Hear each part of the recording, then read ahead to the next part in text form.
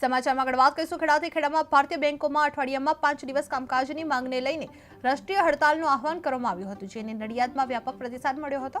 2 વર્ષે પૂર્વ કેન્દ્ર સરકાર સાથે થયેલી સમજૂતીનો અમલ ન થતા બેંક કર્મચારીઓ હડતાલ પર ઉતર્યા હતા। ઓલ બેંક એસોસિએશન દ્વારા આપવામાં આવેલા રાષ્ટ્રીય હડતાલના એલાનમાં નડિયાદ સહિતની વિવિધ બેંકો જોડાઈ હતી, જે હડતાલના ભાગરૂપે નડિયાદ એસબીઆઈ સ્ટેશન રોડ પર સ્થિત શાખા પાસે બેંક કર્મચારીઓ દ્વારા વિરોધ પ્રદર્શન કરવામાં પણ આવ્યું હતું।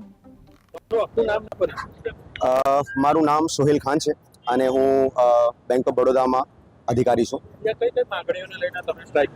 અમારી અત્યારે આજની અમારી મુખ્ય માંગણી છે 5 ડેઝ બેન્કિંગ, કે જે 2024માં ઇન્ડિયન બેન્કિંગ એસોસિએશન અને બેંક્સ યુનિયન એમના વચ્ચે આ એગ્રીમેન્ટ થઈ ગયેલું છે કે સરકાર સોમવારથી શુક્રવાર બેંકો ચાલુ રાખશે અને શનિવાર રવિવાર 2 દિવસ બેંકો બંધ રહેશે।